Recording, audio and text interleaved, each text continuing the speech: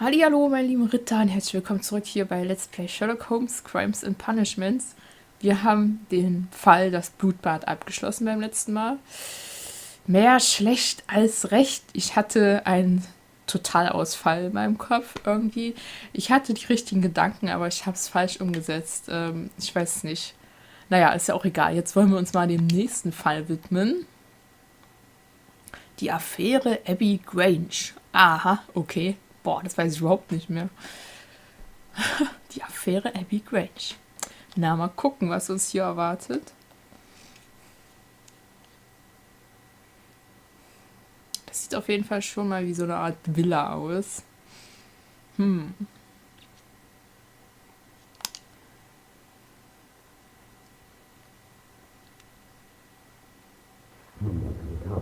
game is afoot, not a word. Into your clothes and come. What? I'll wait for you in the sitting room. I've just received a note from Inspector Lestrade, a letter from the suburbs. He is in need of my presence. Whenever he has asked for my assistance, it has always turned out to be entirely justified. I fancy that every one of his cases has found its way into your collection. Yes, they all seem worthy of... However, I regret your fatal habit of looking at everything from the point of view of a story instead of a scientific exercise. Oh, Holmes, you... I beg your pardon, I digress. It would be much better to examine this letter than to try to convince you. Was, wie, wo, wer ist jetzt was? Wir haben erstmal noch ein paar Errungenschaften vom letzten Mal.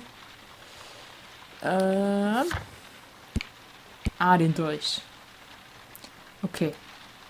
Die silberne Reproduktion, okay. So, was ist das Schnauz? Was hat denn jetzt The letter Watson? is on the table, Holmes. You should take a look. Ja, okay, was ist denn jetzt eigentlich los? So, Brief.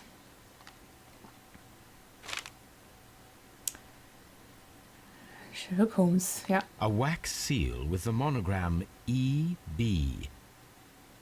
Wo ist denn da ein EB drauf? Ja, doch. Der mach auf. I can tell from Lestrade's handwriting that he was in a hurry when he wrote this letter. Mach das Ding auf.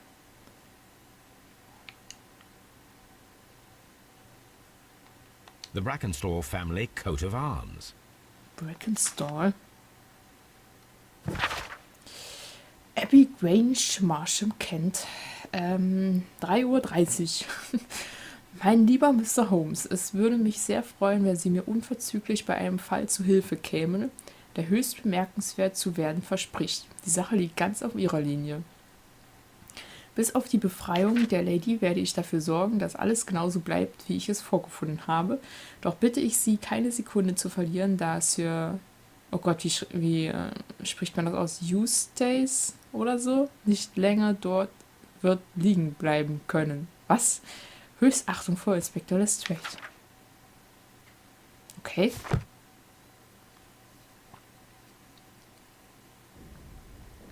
So, what is it, Holmes? Promising, as always, it appears to be a case of murder. So you believe that Sir Eustace is dead? I should say so. Lestrade wouldn't have sent for me for less. His writing shows considerable agitation, and he is not an emotional man. These people belong to high society. The quality of the writing paper, the EB monogram, their coat of arms. The crime was committed before midnight. Holmes, how can you possibly tell? Well, it is all thanks to Lestrade. He wrote his letter at 3:30 in the morning. Imagine the chain of events before that. The local police had to be called in. Scotland Yard was notified. Lestrade himself had to make haste there, and finally compose the letter he sent to me. All of that makes for a fair night's work. It makes sense. Lestrade also speaks of the woman he released. That seems to indicate that she had been held somewhere during the crime. Much time has been wasted. Let us find a cab and go to Abbey Grange immediately. I live in hope of an interesting morning. so unmöglich, ey. Gut, dann fahren wir mal hin nach Abbey Grange.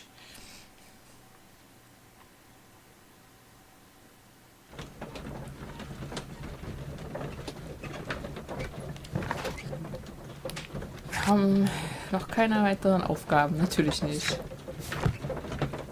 Achso, warte, Holmes erhält eine dringende Mitteilung von Inspektor Lestrade mit der Bitte um seine Mithilfe. In Abbey Grange ist etwas vorgefallen. Es scheint ein Mordfall zu sein. Okay. Was auch sonst.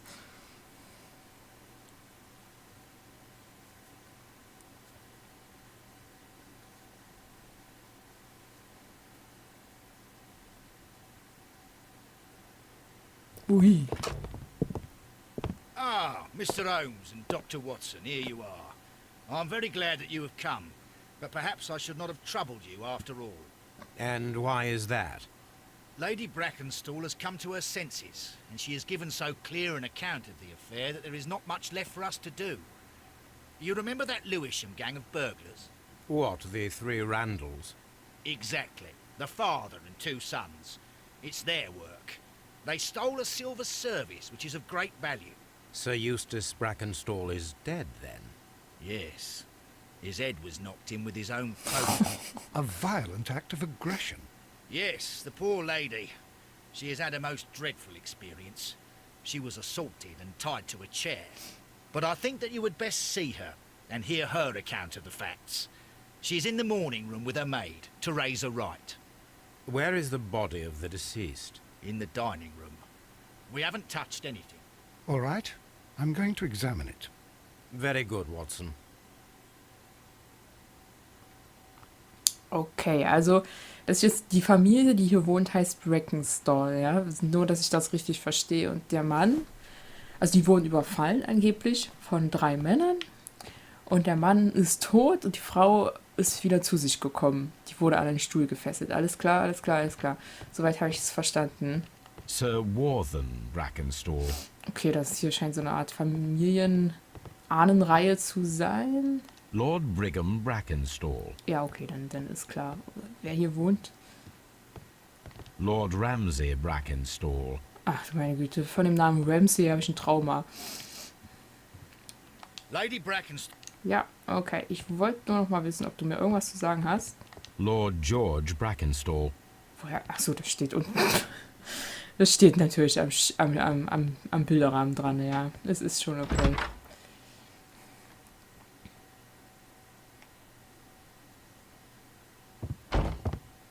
Ladies, allow me to introduce myself. My name is Sherlock Holmes. I'm assisting Inspector Lestrade in this investigation. Mr. Holmes, I am the wife of Sir Eustace Brackenstall. We were married only a year ago. I am sorry for your loss. Please accept my deepest condolences. I suppose that it is no use my attempting to conceal that our marriage has not been a happy one. I fear that all would tell you that, even if I were to attempt to deny it. Okay, also die hat voll das Matschauge abgekriegt. Frische Verletzungen.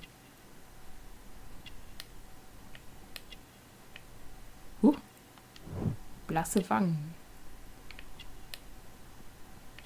Hier ist so eine Kamee, heißt das, glaube ich. Oder eine Brosche. Australische Herkunft, okay. Elegantes Kleid. Und an den Händen irgendwas? Ja. Ehering. Ach, hier ist noch was. Alte Verletzung. Was? Ja, keine glückliche Ehe. Was ist geschehen? Can you describe to me the events of yesterday evening? Is it really necessary? I have already told Inspector Lestrade all that happened. Yes, madam, it is. I will tell you then. Sir Eustace retired about 10:30. I sat in this room until after 11, absorbed in a book. Before I went upstairs, I entered the dining room to fetch a candle and... oh God. Please, go on. As I approached the French window, I found myself face to face with an elderly, broad-shouldered man who had just stepped into the room. Close behind the first man, I saw 2 others. One of them struck me a savage blow with his fist and felled me unconscious to the ground. And then? When I came to myself, I found that they had secured me tightly to a dining room chair. It was at that instant my unfortunate husband entered the room. He fought with the intruders? Yes, I think he had heard them, for he was holding his stick. But they were 3, and he eventually succumbed. One of them, the elder one, struck him a terrible blow with the poker. I fainted once more. When I opened my eyes, they had withdrawn. Then my brave Teresa came to my assistance. Okay, keine glückliche Ehe. You mentioned that your marriage was not a happy one. Was there anything specific that was troubling you? He was not a nice man when he was drunk. And he suffered from dark moods, but nothing else. Ach, sonst nichts. The bruises on your hands are at least 1 week old. Your husband caused those bruises? Oh, do you? Yes, he did. He was very angry at the time. Out of control. Again. Sir Eustace was a drunkard. To be tied to such a man for life is worse than death. Okay. Did these 3 villains steal anything? Yes, I found that they had taken the silver from the sideboard, but you can see for yourself in the dining room. Your ladyship? Okay. Lady Brackenstars Hände weisen alte Verletzungsspuren auf. Sie stammen vor ungefähr einer Woche. Vor ungefähr einer Woche. Mein Gott. Lestrades Aussage. Offenbar handelt es sich um einen Raubüberfall, der in einen Mord mündete. Lady Brackenstall wurde angegriffen und an einen Stuhl gefesselt. Sir Eustace Brackenstall, der sich gewehrt hat, ist tot. Sein Schädel wurde mit einem Schürhaken eingeschlagen. Ausgehend von Lady Brackenstars Aussagen waren die Täter die Einbrecherbande aus Lewisham, die 3 Rendels. So. Lady Brackenstall, noch keine 25 Jahre alt, stammt aus einer wohlhabenden australischen Familie. Sie ist seit etwas mehr als einem Jahr verheiratet. Höchstwahrscheinlich hat sie während der vergangenen 2 Wochen körperliche Gewalt über sich ergehen lassen müssen. Sie führt ein einsames Leben und verlässt das Haus nur sehr selten. Was man an der hellen Haut ableiten kann, ja, ich komme mit. So, jetzt bevor ich noch irgendwas falsch mache, ich lese mir den Dialog hier gleich nochmal durch. So. Keine glückliche Ehe. So. Sir Eustace hat sich gegen 10:30 zurückgezogen. Sie saß in ein Buch vertieft, bis nach 11 in diesem Zimmer. Also in diesem Zimmer hier.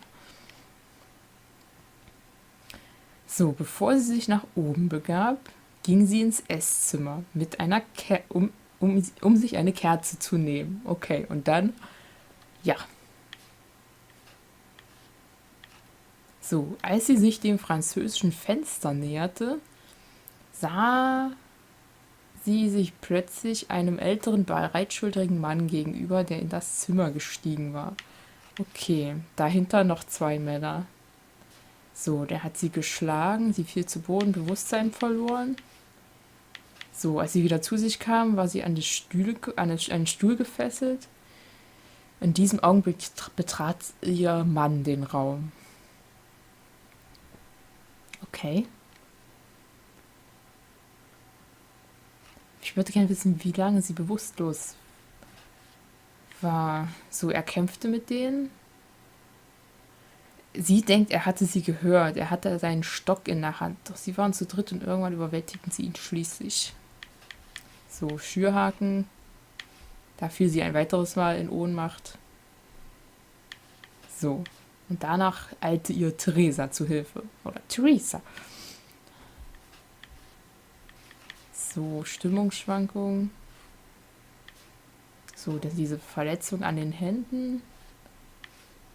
Alkoholiker.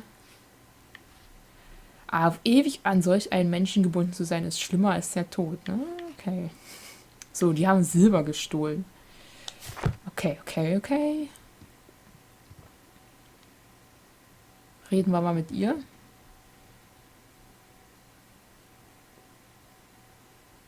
Teresa, I would like to hear your testimony. Certainly, sir. Ja.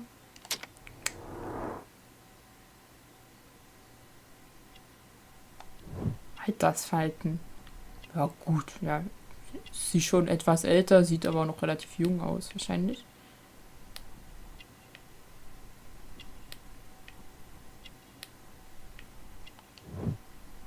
Tuch, Essiggeruch hat Lady aufgeweckt, fürsorglich. Ah, okay, die hat so ein, ja, ich verstehe. Mit dem Tuch hat sie aus der Bewusstlosigkeit zurückgeholt. Arbeiterhände, ja, sie ist ja auch eine Magd. Ein Fleck. Kaffeefleck. As I sat by my bedroom window, I saw 3 men in the moonlight down by the lodge gate. But I thought nothing of it at the time. Oh, if I'd known. And then? I went to bed, and it was more than an hour after that I heard my mistress scream. And down I ran, to find her tied to the chair and him on the floor with his head smashed. That's all I know. Okay. Das ist ja erstmal nichts Besonderes. Teresa kennt ihre Herrin schon seit relativ langer Zeit und hängt sehr an ihr. Sie ist die einzige Dienstkraft, die in Abbey Grange lebt. Ihre Aufgabe besteht darin, zu kochen, zu dienen und Lady Brackenstall zu pflegen. Sie würde im Bedarfsfalle ihre Herrin ohne zu zögern beschützen. Okay, also eine loyale Person. Times. Einbruch der Randall-Bande. Das Familiengeschäft läuft. Die Randall-Bande ist wieder unterwegs. Vor weniger als 2 Wochen ist die berüchtigte Einbrecherfamilie, die als die Randall-Bande traurige Berühmtheit erlangt hat, mit einem brutalen, aber leider erfolgreichen Einbruch in eines der wohlhabenderen Häuser in Sydenham wieder aufgetaucht. Die Polizei ist den Verbrechern bereits auf der Spur, allerdings wurden bisher keine Einzelheiten der Tat genannt, auch nicht der Name des Opfers. Ein Zeuge konnte zu allen 3 Männern genaue Personenbeschreibungen abgeben, was der Polizei sicherlich die Möglichkeit geben wird, ihr Profil dieser Familie von Ganoven zu vervollständigen. Wir nehmen uns die Freiheit, unsere geschätzten Leser über diese gemeingefährliche Bande zu informieren und ihnen die aktuellste Beschreibung der 3 Verbrecher zu geben. Die Bande ist schon seit geraumer Zeit aktiv und besteht aus einem Vater und seinen 2 Söhnen. Das älteste Mitglied, Jack Randall, ist ein Mit-40er mit bereits ergrautem Haar sowie von durchschnittlicher Körpergröße und Statur. Okay. Als derjenige, der bei den Einbrüchen die Fäden zieht, behält er stets die Kontrolle über seine Söhne, die ihn zwar altersmäßig nicht sehr unterscheiden, vom Aussehen her dafür umso mehr. Der ältere Sohn, William Randall, ist ein großgewachsener, breitschultriger Mann mit einem unverhältnismäßig kleinen Kopf. Sein jüngerer Bruder, Melvin Randall, ist deutlich schmächtiger und wird als dünn wie eine Bohnenstange beschrieben. Die Bande wird nicht nur wegen zahlreicher Diebstahl- und Einbruchsdelikte gesucht, sondern auch wegen ihrer außerordentlich brutalen Piratenkarriere, bevor sie nach England zurückkehrte. Seien Sie auf der Hut und mögen Ihre Wertgegenstände sicher sein. The description of the Randall gang provided by Lady Brackenstall is identical to the one in the Times article. Ja, das habe ich auch gerade festgestellt. Hier liegt da was. Kleiner Tisch. Eine Fotografie. 2 Frauen. This photograph of Lady Brackenstall and her maid Teresa was taken at a port, but which one? Dreh das Foto um. Vielleicht steht's drauf. Klack, klack, klack, klack.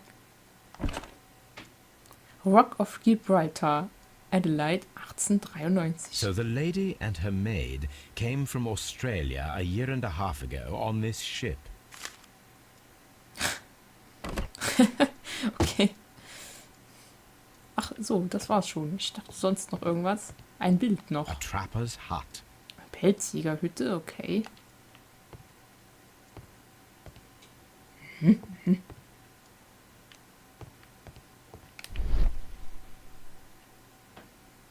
So, was genau soll ich? Mit den Bildern irgendwas?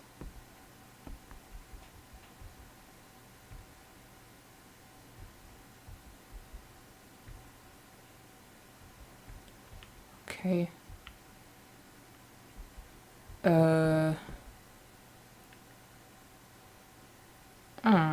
Kratzer. These scratches are most definitely made by the picture frame. Na, dann beweg das mal. Ach, guck mal. This is Sir Eustace's safe. There may be something important inside. I must ask Lady Brackenstall to open it. Okay, das machen wir gleich, aber ich würde sagen, wir beenden jetzt ja erstmal die Folge und dann sehen wir uns beim nächsten Mal wieder. Bis dann. Ciao.